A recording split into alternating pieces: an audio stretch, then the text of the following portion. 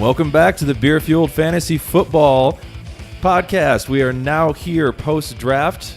Are you guys as excited as I am to go through where all these hashtag landing spot matters ended up happening? I am absolutely excited to do this. The cool part for you guys, this is the first time we've actually gotten to sit down and talk about this all. I mean, we recorded ourselves talking in the first round, but we didn't really discuss it after that. And we haven't really discussed anything since the draft happened.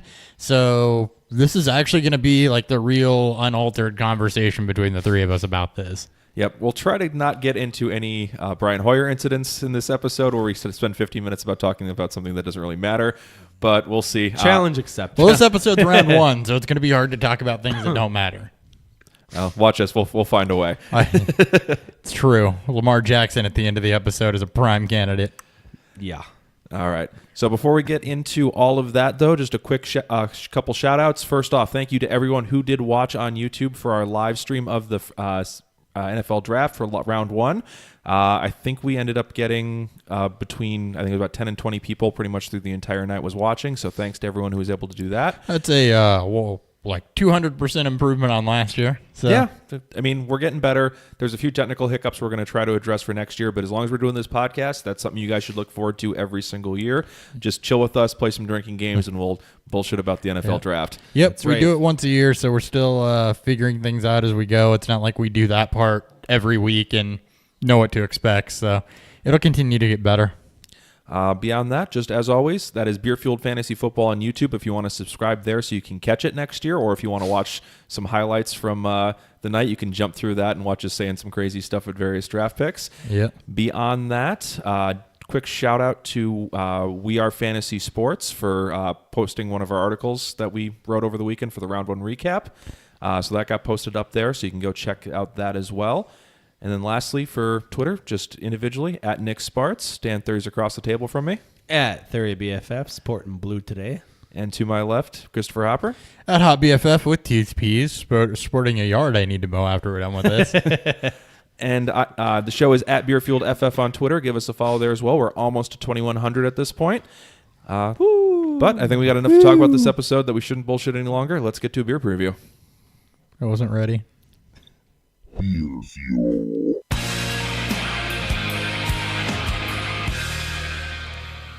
And Dan is pitching the doubleheader on this one. So for the first beer he brought on to start the afternoon game is Young's Double Chocolate Stout. It's from Bedford, United Kingdom. This is their first time on the show. It is a classic style stout with apparently double the chocolate notes, whatever that means. I'm assuming More chocolate. more chocolate. Yes. I'm not sure what a single chocolate stout would be, though. A regular stout, maybe a shake porter. No, that's a porter. That's a porter, though. It's in the name. All right, let's just get to news before we trip over ourselves. News.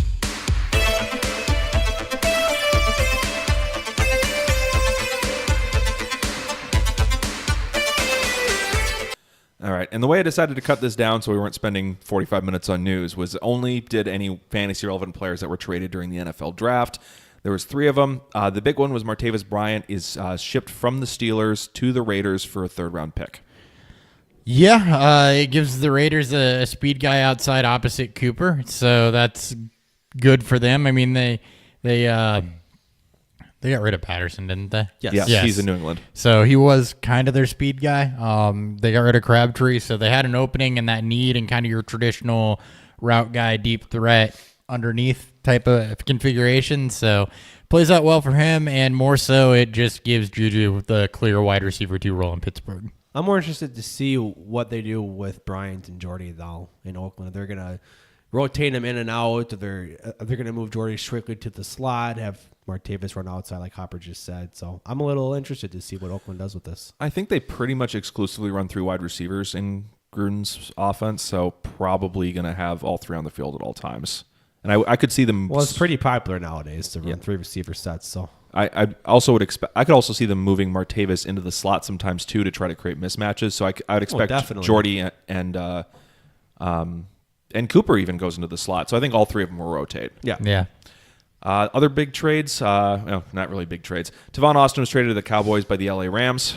There's opportunity there a little bit, not really, because I'd expect it to be Michael Gallup and Terrence Williams on the outsides with Beasley in the slot, especially now that Twitzer's gone. We'll get to that in a second. But He's a gadget guy. He can make plays, but the Cowboys aren't really that type of team. So I think this is more just a punt returner move. The rumor I saw is they view him as actually more of a running back. They want to use him as like a pass catcher out of the backfield. Kind of like Ty Montgomery for. So he's a for gadget Green Bay. guy. Yeah, a gadget guy that's going to be more out of the backfield than out of the slot. And the Cowboys typically don't get gadgety, so that'll be interesting to see if they do start that or not.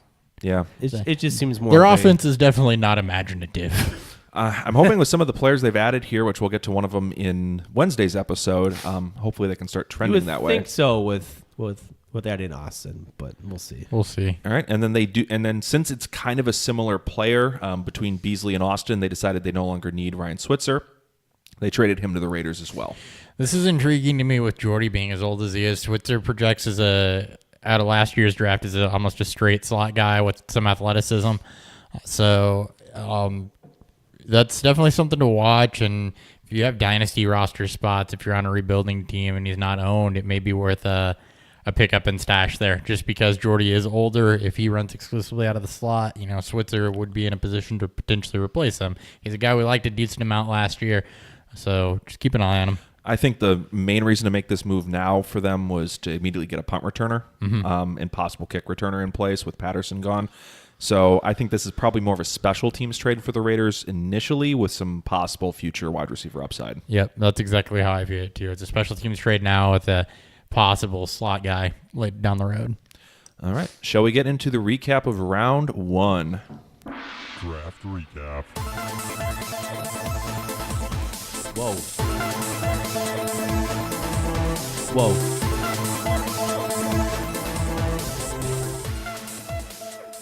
About ready to start dropping a track here. Right? I'm going to throw my little speech to it. All right. So the way I broke up the first round here is I did guys who went in the top half of the draft, which was just the first 10 picks for skill positions. And then there wasn't another skill position picked until pick 24. So there's a bit of a gap. We'll slide the beer review in between that. Kicking us off first, at the top of the draft, the Cleveland Browns did draft Baker Mayfield as the rumors were going crazy for that about 24 hours before the draft started. Turned out that was correct. Dan was correct in his picking of Baker Mayfield being the number one overall pick. Yep. What do you think of this landing spot for Mayfield in Cleveland? So it actually dropped him from 1 to 2 in my rankings just because I don't think he's going to get on the field this year. Tyrod Taylor, with the weapons that are around him, I think is going to be good enough to keep the Browns competitive to where Baker doesn't have to start. And then they have an out on, or Tyrod's a UFA after this year. Then after that, I think it's Baker's team. I still think that he probably was the best pocket passer in this draft. So it's just more of a flip of him and Darnold, two people that I had really close to each other anyway because of that year one productivity.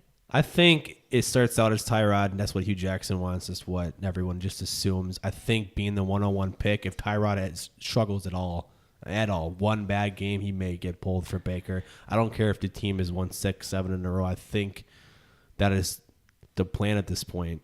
As long as Tyrod is not losing them games, he should start and should play. And I do agree with you there. I think there's a possibility that Baker could see the field this year. And I think with what Tyrod did in Buffalo and some of that time having nothing around him, he's got a lot more weapons here. So I just find it hard to think that he comes in and struggles mightily. Exactly. So I agree that I don't think he'll see the field this year, but it is possible. And the other thing to note too on Tyrod's contract is they can save $10 million cutting him if Baker comes in and just crushes it right away. So if he comes in and Russell Wilson's this and just shows he's the guy, they may just cut Tyrod. Well, I spoke about this on the live draft. I said this could end up being like the Wilson and Matt Flynn situation, in Seattle. Obviously, Matt Flynn doesn't have the same pedigree as Tyrod has right now, but if Baker comes in and got paid a hell of a lot more. Yeah, but if Baker comes in and wins the job in camp, you're not just going to give it to Tyrod. So, yeah, and with the weapons and the offensive line around him, I expect either should be fine. Exactly. So as long as Hugh Jackson doesn't somehow mess this up, this team is set up to win. He will. He will. Don't worry about that. All right. So I still have him as number 2 though, but I actually like the landing spot. I'm not dinging him personally for it. I'm keeping him as 1. No, the only reason I flipped him even marginally is just because I think Darnold sees the field year one, and I had them really close to each other anyway. So that's the reason for the flip. All right. On to pick 2, Saquon Barkley to the New York Giants. He's in a backfield with Jonathan Stewart, Wayne Gallman, Paul Perkins. But that's not exactly a bunch of world beaters. All should be marginalized to light work. I'm projecting at least 275 touches for Barkley year one. Oh, yeah. Duh.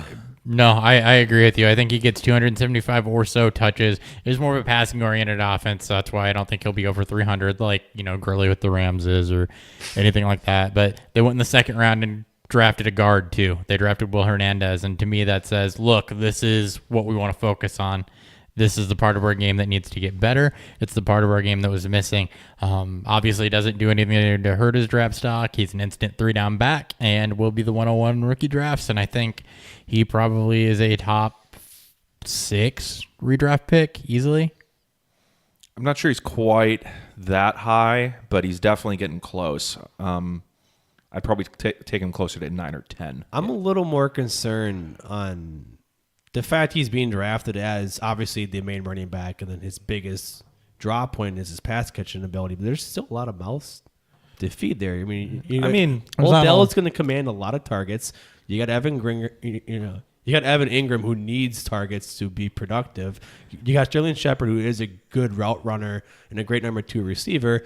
Manning, it just depends to see how many targets he gets. I do agree with you guys that I think he's going to get a lot of touches. But how many of that is going to go as just straight receptions, where he's going to be a lot of his big fantasy go up plays? in games with all those weapons. What are you going to do? You're going to run the football. You get a lead, early in the game. What are you going to do? You're going to give it to your stud running back to run the football. You go down, it doesn't limit him. I can easily see him being where Nick said. So in 2016, the last full year that Odell was healthy, he had 169 targets. Running backs still commanded 130. Okay. No, I'm not saying I don't agree with you guys. I'm just saying they also paid Jonathan Stewart. I don't think he'll be a thing, but it's also Dave Gettleman, who nobody seems to fucking trust at all. But he's not the coach, so. Are you trying to play devil's advocate right now? No, I'm just painting some. I'm painting some narratives, that I saw on Twitter where people were just speaking of, of concerns. Yeah, I mean, my only concern would have been the offensive line, but they addressed it. Yeah, they got Hernandez to pair with Solder here. That's a solid duo. Their line isn't fixed, but it's going in the right direction. The left side is.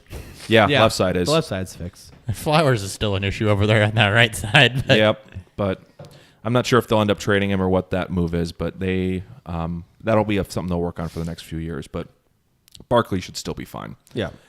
All right, 103, Sam Darnold goes to the New York Jets. Kind of lands in a crowded quarterback room, but not anyone who's a world beater either talent-wise or there's some serious health question marks between McCown, Bridgewater, Petty, and Hackenberg. I'm expecting Petty and Hackenberg probably are cut candidates. Yeah, I think that they're cut candidates. I think that they go in with Bridgewater and Darnold and McCown. The way that I see it, I think McCown might get the first chance at starting, but he's going to get hurt because he's never played all 16 games in a full year. And I think that, Darnold has a good chance to see the field. They generally have a ton of young question marks around him, though, so that was kind of my concern also. Let's look past this year into the future for Darnold. It's not like a situation where you're Josh Rosen and, the Cardinals look pretty well set at skill positions going down the field. The Jets, you have just a bunch of question marks. You've got middling talent with the new one, Robbie Anderson, and then you've got a ton of question marks. Yep. Your best running back is Crowell, who is not a top-tier pass-catching back. He's not terrible, but he's not an elite pass-catching back. Powell's getting older, so by the time Darnold hits his stride, he's probably out of the league or at least not on the team anymore. And they don't have a true number one receiver between Anderson and Nunez, Stewart, and Hansen. And then at tight end, their best tight end is probably Leggett. They drafted Chris Herndon as well. Who also looks like he has some upside. But they're also question marks as to what they can be. Yeah, yep. I'm a little surprised they didn't try to give him at least one or two playmakers early on.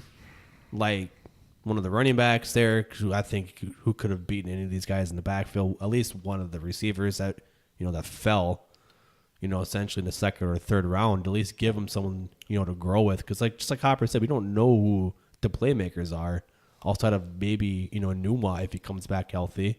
It can play up to that level, and Robbie Anderson if he can stay out of trouble. Yeah. Yeah, and their offensive line was also horrendous in 2016. 17. I don't expect it to be that much better in 2018. I don't know if Darnold sees the field this year. I kind of hope he doesn't. And the fact that they brought in Teddy and they have McCown, who both could get hurt. They both could not play up to well. Teddy didn't look great when he came in last year, but he also didn't play for 2 years. Teddy's a wild card here. He's a huge wild card. He's a big wild card here because you don't know when McCown gets hurt. Are they going to put Darnold in, or are they going to put Teddy in? And I think that's the wild card person. I think that McCown absolutely starts. Oh yeah, but when he breaks himself, because he always does. Yeah, or if behind a bad offensive line too. Yeah, so or if he's ineffective. It's also New York where they get a little rowdy, they get a little crazy out there, and they can rattle. And the Jets haven't had a franchise quarterback in since when? Joe Namath, Mark Sanchez, the Sanchez with the butt fumbles. The Sanchez. I mean, Sanchez. the most legitimate argument you can make for recent would be Testaverde. Yeah, and that was early 2000s, 90s, 2000s. Yeah, I mean it's been a long time coming, and the fans have been restless for years. Mm-hmm. All right. So on to kind of a similar situation here. You got Josh Allen going to the Buffalo Bills at 107. They traded up from 12 to get him. Only blocked by A.J. McCarron and Nathan Peterman. So I think Allen is probably the most likely to play in 2018. He sees the field early, if not day one. See, I don't necessarily buy that because of how raw he is, and then the fact that McCarron was, at least middle of last year, considered to be one of the best quarterbacks available on the trade market. It's not like McCarron came in and shit the bed when he had to sub for Andy Dalton. That's very true. And that was also on a much better team, though. It was on a much better team, but I mean, all things considered, do you put Allen out there? Do you think he's going to do better on that bad of a team than what A.J. McCarron would? Or do you protect your rookie here? And that's, it's the same thing with all four of these guys. There's a guy in front of them. Yep. And you're kind of guessing who's going to see the field.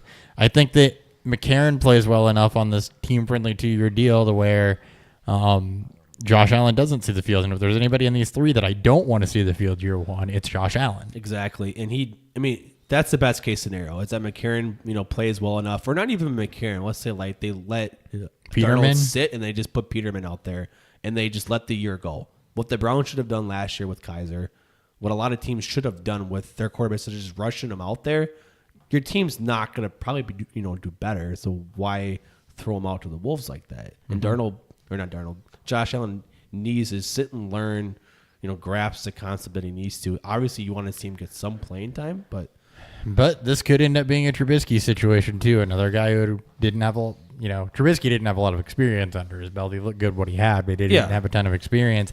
This could be a situation like Glennon where they bring in a backup and he plays 4 games and is terrible, and Allen comes in and plays the rest of the year. But I'm not holding my breath on that based on what we've seen from McCarron. We kind of knew Mike Glennon was terrible. Yeah. But I didn't know he was quite that terrible, but I didn't think he was good. I didn't think he was good. McCarron at least flashed like he could be a journeyman, Case Keenum level type of quarterback. Yeah. All right. And just then, like the Jets, you wish that Buffalo would have at least addressed either the offensive line, which is gone. Which has lost 2 players, maybe 3. I don't know what's going on with Incognito because he retired and then unretired. He's a wild card, too. He's still on the NFL He's like list. Teddy Bridgewater, the offensive lineman. You just don't know. Yeah. Yeah, so they may be missing 3 people. Their center, left guard, and left tackle, which should be awful. Have Kelvin Benjamin and nothing else at wide receiver. Yeah. Zay Jones, I guess. Zay Jones, Charles Clay. And an aging Shady McCoy. And then Malachi Dupree. So yeah, they may have some of the worst weapons in the NFL. They're like the Jets, except the Jets at least have talent and people that could be weapons, and Buffalo just has nothing for the future. Yeah, exactly. Unless Zay Jones completely reverses what we saw from his rookie season, they have nothing. Yeah, they're going to have to add things. All right, so this situation may be pretty dire. Until Buffalo starts addressing that, I'm fading Allen. Yeah, I moved him to 4. I put Rosen up at 3. All right, speaking of Rosen, he goes to the Arizona Cardinals. He's behind Sam Bradford as long as he remains healthy, but I do project Rosen to come into the season as the number 2. Yep, Bradford hasn't played 16 games since 2012, so if there is anybody that I am sure sees the field this year, well, with Bradford's degenerative knees. In his defense, he would have played all 16 in 16 if he hadn't gotten traded. Yeah. because he missed week 1 because he was learning the playbook. Still. And in his defense, Mike Glennon's there With his now. degenerative knees and the weapons that Rosen will actually have around him, he's the one that I think has the biggest opportunity to produce year 1. I still don't think he has higher upside than the other 3 guys. But I think he has the biggest chance to see the field year 1. And looking down the road, looking forward, the only person he's really losing in the foreseeable future is Larry Fitzgerald. Bryce Butler's on a 2-year deal. Christian Kirk is going to come in on a rookie deal as probably Fitzgerald's replacement in the slot. We'll talk about that later. You've got Chad Williams, who was a 3rd-round pick last year that's going to be on the other outside slot. You've got David Johnson. Yeah. So he's got weapons going forward. And they added another guy like in Chase Edmonds to back up Johnson, who's also a possible pass and catcher. TJ Logan, who's a Great guy move. we really liked last year, is another explosive in-space type of guy. So just like Mayfield, Rosen's got weapons, and not just weapons that they have that are older, but ones that he can grow with. And Sakopper said with Kurt. He's got young Edmonds. weapons, which is something that Darnold and Allen are desperately missing. And you have David Johnson, who takes the heat off of everything. And, that's something that these 3 guys, above him don't really have. Obviously McCoy, but he's getting older. DJ's still young, and he commands respect. Yeah, when it comes to situation, I think Rosen and Mayfield both landed in better ones than the other 2 guys. So I will make a note, though. Offensive line for Arizona was bottom 3 last year. They added Justin Pugh in the offseason, so that should help. Yeah. But I still think it's going to have some serious issues. They drafted a center, too, who should be better than A.Q. Shipley. I mean, that doesn't say much. No, it doesn't, but it's an upgrade. That was the point. Yeah, I think their tackles are still going to be a bit of a mess this year, though, so that could be a bit of a concern if Rosen sees the field. Yep. And it's a huge concern for Sam Bradford. Yes. All right. We're already through the top half of the first round. Let's hit a beer review. Beer review.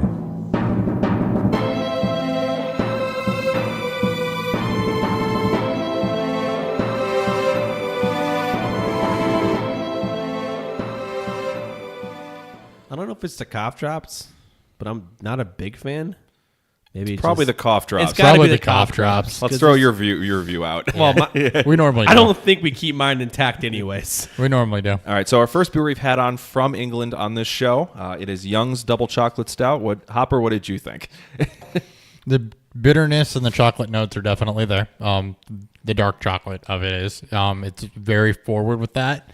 And then it's kind of a smooth, almost dull finish. There's not a whole lot in the aftertaste for me. It's just like carbonation, really. Yeah, it's very much a pure chocolate stout. Like it's no frills. There's nothing crazy about it. It doesn't have any of the crazy flavors that I tend to prefer, like Four Hands or a lot of the other breweries we like does.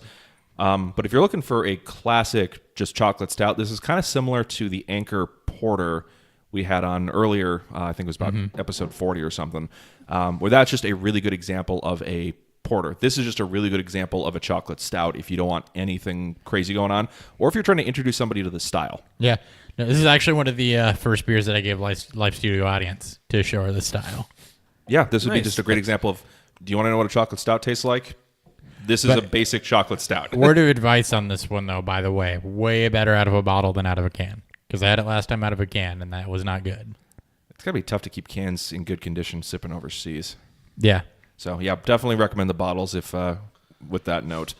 But, yeah, thank you so much, Youngs, for coming on. First time we've had a UK beer on. We'll try to do some more international beers here, especially when we get to some London games this next season. Oh, hell yeah. We should do an international week or month or something. Well, all 3 London games are back-to-back this year. Oh, cool. So nice. Because I know we did a St. Louis, Chicago. We did when we did division previews last year. We did like regional. Yes, and look out for the we will try to do that again this year, where we'll try to find beers from each division when we get to the divisional previews, which should be in probably late May, early June. Yeah. And you got any recommendations for us, the ones that are out there listening in these regions? Or if anyone Let us know. Or if anyone wants to do a beer trade from somewhere. So if you want something Yes. from here and you want to send us something from where you're at, 100% willing to do that to get some interesting shit on the show. Hell Yeah. yeah. Not that we're running out of things. We're absolutely not. But, we're 125 episodes in. We've had 125 different things here. So if you got new breweries, that would be cool. Yeah, I mean, we have to be a little bit more careful about where we go buy now, because like normal grocery stores do not have much new stuff for us anymore. Nope. It's pretty much Benny's. shout out Benny's. And, yeah, that's about it. All right. Let's hit the second half of the first round here. As I said, there was a big gap between skill positions, though. It was a run of defensive players and offensive linemen going between pick 10 and 24. Top half of the draft, I thought, went pretty much as we would have expected. It was the second half that things started getting a little weird. Yeah. Yep. A pick that was probably the most calm of all of them, though. Pick 24, DJ Moore goes to the Carolina Panthers. I have to say nice things about Carolina because I love this pick. DJ Moore moved up to my wide receiver 1 spot because of his landing spot. He landed where he's going to start immediately. He's going to be opposite Funchess. He, in this offense, should be used more so to his athletic ability than what he was in Maryland. He shouldn't just be a strict underneath guy. But you do have to pay attention to Funchess and Olsen, so it's going to take pressure off of him. Panthers will pass if they need to. And I just think that this is a really, really good landing spot for a guy like DJ Moore. I think there's a good chance, just given what the guy slide and, Chubb going to Cleveland, Moore could sneak himself into the 102, 103 conversation at this point because of this landing spot. It's just fantastic. Funchess is not a number 1. Greg Olson's getting old. And then, his CMC has his own role. Yeah, that's it. You named everybody that's a skill player. Exactly. There. So DJ Moore should have an opportunity to see upwards to 85 plus targets this year. I have him projected at 110. Okay, well, 85 to 90 plus targets this year. Yeah, no, I'm going to go in the middle there. Yeah, because it's also Cam, who can be really erratic at times. It's also Carolina, who has I don't know exactly what they want to do. I will say this. They didn't add a bruiser running back, which I thought was an oversight by them. Yep. So they're going to throw. Yeah. Well, and I think what that's showing is I think they moved McCaffrey into more of a standard running back role this year, so he'll get more work in between the tackles and less targets. Don't know that that's good for him. Or good for his value. Well, I think they're going to try to not give him 450 touches, so if he's running more, they're going to probably throw to him less. Yeah. 450 touches would be insane. I just mean from a productivity standpoint. I know that he did it last year, but they had to pay so much attention to the passing game. I don't know if they start keying on his potential as a runner. That'll be interesting. I think the other goal of adding more plus having a healthy Olsen back is to free up the center of the field, so he'll be able to run between the tackles better. I agree with that. I'm just saying that I still am not sold on McCaffrey's ability as a between the tackles runner. That's what it's well documented. That's what I was saying there. And plus, DJ Moore shouldn't see a lot of double coverage. I mean, Funchess may be the number 1 in day one. On day one, he might be what teams consider the number 1 target there. Which also would mean Moore's not drawing top cornerbacks. Exactly. And Moore, as we've seen, especially on certain routes, can completely dominate if he gets free release off the line. So this is a great spot for him. And even if he does see number 1 corners, he likely will not see help just based on the number of weapons they have. That's where I was going. It's like he won't see a lot of safety pulling to him. Something they were severely lacking last year. Yeah, this is adding Moore and having a healthy Olsen makes this a significantly scarier passing game. Yeah. All right, on to a pick we didn't like, though it's not our least favorite pick from the first round. No, this is my least favorite. This is my second least favorite. You're biased. Actually, I should say, based on their third round pick, this is now my least favorite pick in the first round. Yeah, because I would have loved their third round pick if this hadn't happened. This is pretty much tied. All right, so at 125, pick 25 of the first round, Hayden Hurst goes to the Baltimore Ravens. What? Why? Okay, so he's tied in 4 or 5 on my board. He's 25 years old. He's going to be 25 when the season starts. It takes tight ends 2 to 3 years to develop, mainly, especially if they're raw like Hurst is. He's not a good blocker. He's a great pass catcher, yes. He might have the best hands in the draft. We get that. But he's old. He can't block for shit. And he's 25. I mean, what are you going to do with him in 3 years when he's 28 and he hasn't quite developed the way you want him to? You have to move on already. You just wasted a first-round pick. Kudos for the Ravens for trading back twice to at least not spend too much on him. But this pick makes no sense given what we saw in the third round. Too much on him. This was too much on him, and he shouldn't have come off the board before Gesicki or Goddard. But to play devil's advocate a little bit here, they do need to move tight end. It's something you can already do. They got Max Williams who can block. So he should see the field. I actually think I like Mark Andrews more, but because of the draft capital they spent in him versus Andrews, I think he gets first crack at it. So he should see the field. We know that Flacco will target tight ends, which unfortunately makes him fantasy relevant, and unfortunately means I'm going to have to move him up my rookie rankings. And I say unfortunately because I don't like the idea of doing that with a 26-year-old who tight end whose tape I didn't necessarily love, but landing spot and draft capital is going to make that happen. Yeah, I mean, like this is just like what the Ravens did, I believe, in 2010 or 11 when they drafted Pitta and Ed Dixon. This is kind of what they wanted to do with Joe Flacco then. That's what they're doing right now. But Flacco isn't the future. Obviously, we'll get to that point here within 4 or 5 picks, but it just didn't make sense, just given what they did in the 3rd round and his age. In their 3rd round pick, which we'll get to on Wednesday's episode, it makes, or you can just look online, but it makes it a lot. I think he's a much better fit. Yeah. Yeah, I'm just say it. It's Mark Andrews, who I thought Yeah. this was my dream landing spot for Mark Andrews. Because he's so much like Dennis Pitta. Yeah, except then they went and drafted Hayden Hurst in the 1st round. So it's like, why did you do that? Yeah. And why did you draft them both? Yeah. And then why, Brendan Willie Snead, John Brown, Michael Crabtree. I mean, like, you can't play 6, skill positions on the field. Yeah, and they still have a ton of people in their backfield who are going to be fighting for. This is from a fantasy aspect. This team is going to be fucking annoying. They did nothing to clear up that backfield.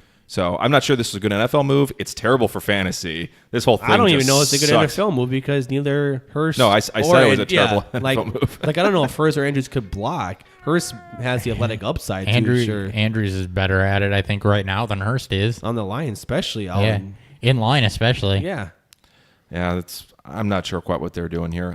I heard rumors of Hurst being a 1st rounder, but the fact that the Ravens took him and Andrews both is just mind-boggling. So just kick it out to sea and light it on fire. Yeah. Yep. Can we move on? All right. Please. This is a player I thought I was going to hate where he landed, and then he went to a place that I'm like, damn, I actually kind of like that. Calvin Ridley to the Atlanta Falcons. Yeah, and I don't know what I'm going to do with him here because I think this is a lot like Julio coming in when Roddy White was still there with just less upside because it's Ridley. Opportunity year 1 is going to be limited. It's going to limit his breakout. You're going to have both Sanu and Jones there on either side. They're going to demand targets, which is going to limit the amount of work that Ridley's going to be able to see. He's likely to feature in the slot. He doesn't have to be a star. You've got Sanu, who's ultra reliable on one side. You've got Jones, who's a superstar on the other side. He's not going to be the focal point of what defenses are watching. He's going to have the ability to actually develop and learn the NFL. That being said, at the end of the year, they do have an out on Mohamed Sanu for $5 million, but I don't think Ridley's an outside guy. $5 million in dead cap. No, they saved $5 million. Sorry. Okay, what's his total cap hit? I don't have it written down. I'll pull it up. Pull it up. But they saved $5 million if Sanu's cut at the end of the year. Otherwise, him and Julio are both there until 2020. So my issue with Ridley isn't landing spot because he's going to see the field. If you believe in the talent, he's probably going to produce. But this might limit his upside because he's in an offense with Mohamed Sanu and Julio Jones, who both are, solid. In the case of Sanu, and extremely good. In the case of Jones, wide receivers who are under contract for 2 more years. Yeah, he'll be fighting to be wide receiver 2.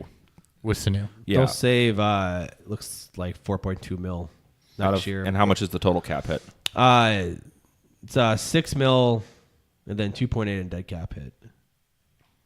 So, yeah. Okay. So I'm sorry, 3.2. I read that wrong. That's not even worth cutting then. No. $6 million for Sanu. This is a good move for Matt Ryan because it gives him more weapons and it gives him 3 legitimate weapons, which he hasn't had in a long time. I mean, Taylor Gabriel's gone; he's out in Chicago right now. They didn't have a slot receiver. Sanu played outside, correct? A lot. Sanu plays both. He plays Yeah. both. Really can play both. His size and frame suggest he should just play on the inside. But like I said, this is a good move for Matt Ryan. This is going to allow him also to not see a lot of main coverage because of Julio out there, if he gets a lot of snaps. I think the good news on this for me is I don't think it moves Ridley at all from where I had him ranked pre-draft. No, it's Just because of what I expected to Wide happen. receivers is a fucking clusterfuck right now. yeah. Landing spot was terrible for a lot of them, but I didn't bump Ridley for me at all because I think, as I said, this is a great NFL move. This makes this a very, very dangerous offense. It really helps Matt Ryan out. But I look back at the last couple of years for what the 2 and 3 in Atlanta got for targets. The 2 gets about 90 to 95, and the 3 gets 60 to 70. So 3's pretty much none. He'll probably be in the 70 to 80 target range if I had to take a guess. I'm assuming he takes some from Sanu. Yeah, they probably function as a 2A and 2B. Yep. Yeah. So, but that's borderline fantasy relevant. So In deeper leagues, he's definitely worth it because it's a plug and play wide receiver 3-4 type. Yeah, Yeah. low in 3 to like high in 5 range. Like matchup range, if if he sees against a weak slot corner, maybe he does some work. And we'll just see how the league goes. But yeah, Year goes, excuse but from an NFL standpoint, I think this really helps that offense. They kind of needed a third receiver with the type of passing offense they want to have. Yeah. So I don't hate it from an NFL standpoint. So good job, Atlanta, for drafting him to a spot where I actually kind of wanted to see him go. But from a fantasy standpoint, I think he's pretty worthless as redraft. And it'll take him a few years to break out. He's not draftable in redrafts. Not in 12 team. Definitely not in 12 team. Ridley? Yeah. No. 16 I can see if you want to do a dart throw. Unless you're in a 12 team that has like 10-man benches, then probably. Yeah. But And an extra flex spot or two. yeah. Okay, going on to pick 27. Rashaad Penny goes to the Seattle Seahawks, which caused us all to burst out laughing when this was announced. Yeah, this shouldn't have been an end of the first round pick, not with guys like Nick Chubb still on the board that I think fit them better as a better type of between the tackles runner. Seattle did nothing to help their interior line either, so he's not going to produce year one. No running back's going to produce year one as long as that interior line is still the same as it is. The only thing they did is they added a late round tackle. They didn't do anything to help that. They spent almost all their picks on defense besides this one and that tackle. Which the defense needed it, but They did. doesn't help Penny. So opportunity should be there, but I'm not sold on the results. Long term, if they don't do anything to help that line, I'm not sold on the results. He's going to have to get better at blocking. CJ Prosise, I think, has a safe role now because Penny can't catch. I mean, it's he's either healthy. it's either be He's him or healthy. McKissick. Yeah, or McKissick. And as far as this backfield, it's who knows? They can make this whatever they want to make it. They can keep who they want to keep. They can cut who they want to cut at this point. J.D. McKissick, you can cut with no cap hit. He's an RFA after this year. Mike Davis, it's inconsequential. It's a couple $100,000 if you cut him. Otherwise, he's a free agent 2019. Same thing with Chris Carson. They can keep who they want. They can cut who they want. Yeah, all that's correct. Their offensive line was terrible last year, 27th best, and they only added DJ Fluker as a guard who has not been good in the NFL. He's been terrible. He's been terrible.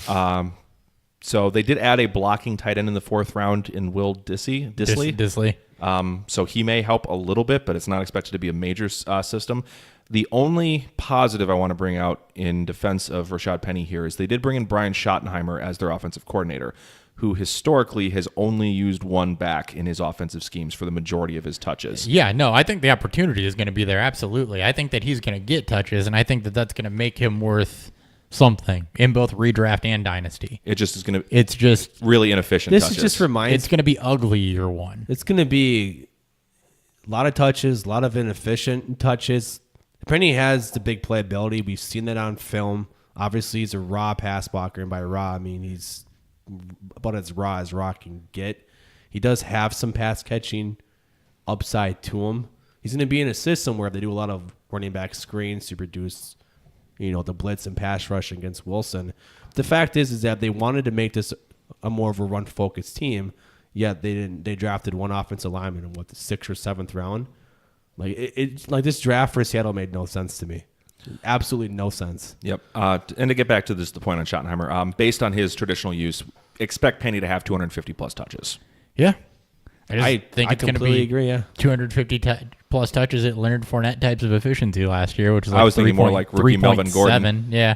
Melvin Gordon was what, 3.2 his rookie year? Yeah. So Yeah. it's not going to be. It's going to be bad. It'll be real ugly. It'll probably end up. He'll be an RB2. He'll be an RB2 if he plays all 16 games. Like he's gonna be like Lamar Miller. You can It's gonna probably be buy him fucking- low at the end of the year too, and then hope Seattle fixes their offensive line. yeah. gonna be Watch people gross. freak out about his yards per carry and So try to pick him up. All right, Sony Michel goes to the New England Patriots with the 31st pick, 31st pick, sorry. So he's joining White, Burkhead, Hill, and Gillislee in the backfield. I think Gillislee's probably the cut. yeah, you can cut him for no cap space, but this is a lot like Seattle. They can do whatever they want to do because Hill signed a 1-year contract. Yep. You can cut him for next to nothing and not hate it. Works out cool. Doesn't. See you later. James White has the longest commitment out of this backfield. He's still got 3 years left, and his dead cap hit goes down by $1 million per year. So he's probably there to hang out for a while. But Hill, Gillislee, Burkhead, you can do whatever you want with them. I don't see White and Burkhead going anywhere just because I think they drafted Michel to be the Deion Lewis. I think they did too. I think that it's Hill and Gillislee, and I think Hill might even hang out and just be inactive half the time. Yeah, he'll be somebody's Until one of them hurt. gets hurt. Yeah, Yep. and then he'll blow up. or somebody fumbled. It's So- a Patriot backfield, which you can't trust. Sorry, I didn't mean to step on your point, Hopper. No, you're right. That's about what I was going to say. It's a Patriot backfield. You can't trust it. He's going to be in a split back situation. It's not the 3-down situation you would hope for. And as long as Belichick's there, I don't think you'll ever have a 3-down running back. And like you really can't guess what he's going to do, because the last time that the Patriots drafted a running back in the first round was Lawrence Maroney, who was like 230. Yeah. He was a bigger back, I thought. Oh, he was a much Michelle bigger back. size, so you don't really know what they're going to do with him. Obviously, when you spend the draft capital on him, you expect him to see at least 200 touches, which So- is what, I believe you said on air too that Lewis had 210 touches, right? Yep. Something around there. He had 210 touches in that last he year. should get that, but he also has a fumbling problem. He had one fumble per, I think, 54 carries, for his career. And we've seen what Belichick will do If you fumble. Obviously, we've seen what he will do afterwards. Sometimes you just have to bring him back onto the field. But as Stephen Ridley, you can do 1,200 yards, 13 touchdowns and still get benched. Yep. Yeah, I mean, these both the landing spot to the Patriots and the Seahawks for Penny didn't really move the needle much for me. No. They're both going to jump, I think, one player each just because the other person landed in bad landing spots or just really poor draft capital. But it's not, neither one of these bumped them up, even though they both went in the first round for me.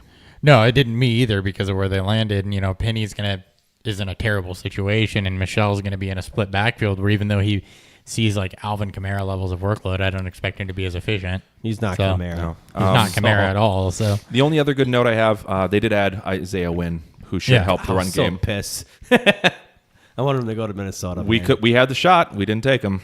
We didn't have the shot to take Win. We drafted at 30. he traded They out. took Win at 123. Oh, you're right. Sorry. Yeah. yeah. I was, for some reason, that Yeah, flipped those no, in my head. you're good. And last pick of the first round, Lamar Jackson goes to the Baltimore Ravens after they trade back in from the mid-second to the back end of the first. This doesn't move the needle much on him for me either because out of the guys that landed in, those hotbed, we're going to have our old quarterback into their 2 to 3 years and replace some spots, it was Lamar Jackson, who's the most talented. He's got 2 more years before Flacco has an out, but he looks like a development guy. They wanted the 5th-year option, and I think one of you guys made this point on Friday. That's probably why they traded up in the first to take him. And so if they got that 5th-year option, I do believe he's going to be effective at some point. He's going to be fantasy relevant at some point. You're just probably waiting 2 years for that to happen, barring an injury. This is a great NFL move and a great long-term move for Jackson. He's going to move down my board because he won't have fantasy relevance for at least 2 years. Unless something happens to Flacco. They also bring in RG3. That makes more sense now. Who will at least help bridge that, Well, and once transition if it happens sooner than we think. and also that allows them, if they design an offense for Jackson, RG3 could run that offense. Well, the guy that they brought in, I believe their OC they brought in worked with Michael Vick. He Which did. is about as close to a Lamar Jackson comparison you're going to get is Vick. So I worked with Vic in Philly. yeah, so there is some hope for him. It's just that I was hoping, for me personally, I was hoping that he landed into a spot where he gets to play year one and you get to see that fantasy value right away. Right now, you don't know what it's going to be, and you have to wait 2 years. He moves up at one least. spot for me because he jumps with Mike White, and that's it. Just because Mike White was so far buried. Yeah. Yeah, Yep. well, Yeah, kind of. He didn't move it. He moved down slightly for me actually because I had him in front of Allen and Rosen, and I slid him behind those guys now just because I think it is going to be minimum a year before we see him, if not 2. But it was smart for them to trade back into the first round, get that 5th-year option. It's a great NFL move for fantasy, though. For a lot of people who had him as a number 1 fantasy quarterback, you can't take him first quarterback anymore. Well, and 2 yeah. drafts Now, and 2 QBs. What I wish they would have done is trade back from their previous draft pick a little further back into the first and then take Jackson with their only first-round pick and then keep the second. But whatever. They did a lot of things. They made so many trades in And the so many first of 3 them were- rounds. There was like 6 or 7 trades. They in did there. a lot of things, It was, all right. it was weird. I don't like a lot of them, but they did them. It was All a right. better day 3 Yeah. picks. The only other thing I want to talk about here with Jackson is we don't expect him to play for a year or 2. So we basically have no idea what his weapons are going to look like. Because they have Collins on a 1-year deal right now. Dixon has 2 years left on his rookie deal. We knew 1. Maybe 2. Crabtree is on a 2-year deal. Snead's on a 2-year deal. Snead's only got 1. Snead, I thought it was a 2-year, like $10 million deal. I think it's 1. I'll go look Either real quick. either Either way, way, he might not I play have with it them. up here. I could probably just pull it up. John Brown, I think, is on a 2-year deal. So the only 2 players who I know are going to be there is going to be Hayden Hurst and Mark Andrews. Yep. And then they And also maybe- added, No, sorry, Snead's on a 2-year. That's Yeah, what it was. 2-year. and then, or I guess then also late round guys, Jaleel Scott and Jordan Lasley. Yeah, Scott and Lasley are the interesting one. I think they had an out on Crabtree after the first year, and yeah, I don't remember what else. Oh, Perriman's 5th-year option was the other thing that Yeah, their out is after Did, this year. did they pick it up? No, Yeah. He's I don't- gone. They're not he'll going be to. gone. So, yeah, late round guys, Jaleel Scott, I think is interesting just because John Brown's not going to stay healthy. Willie Snead will play out of the slot, so that could open up that outside. Perriman, we know, hasn't produced, so He'll be cut. It could open up that spot for a Lasley or Scott. So I think one of those two probably hits, just because from what we saw on tape. Well, they both have low catch rates. Yeah, Their drop rates are abysmal. Lasley, it may not be his talent. It may be his character will keep him off the field. And we'll get more into that when we break down on day 3. I personally didn't like these two picks, but Jaleel Scott at least is a big body guy, 6'5". he's a big body guy. And he was 217, he was a more athletic big body guy Yeah, too. so he'll have Made his Sun role. Belt defenders look like they were midgets. So Fortunately, that's tougher to do in the NFL. yep. But yeah, that was just the kind of point I wanted to make is that by the time Jackson takes over, we really don't And have they'll any have- great idea how this team's going to look. He'll have 2 tight ends. He will have 2 tight ends.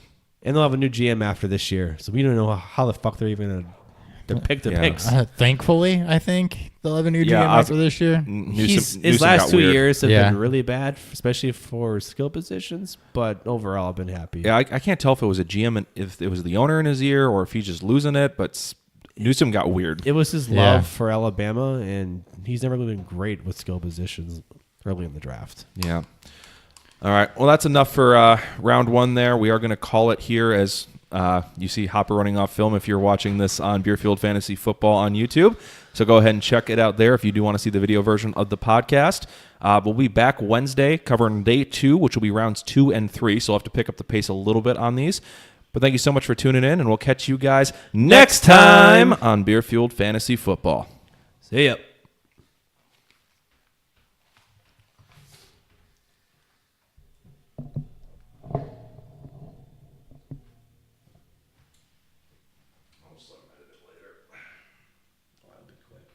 Yeah, that was a decent beer.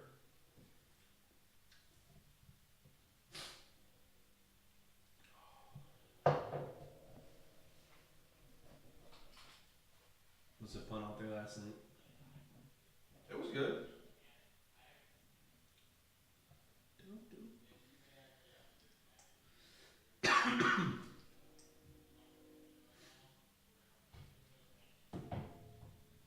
John drank a Four Loko and then slammed 4 shots at Captain before even coming out last night. That's smart. Yeah, he just messaged the meme team and said that was probably a bad idea. Yeah.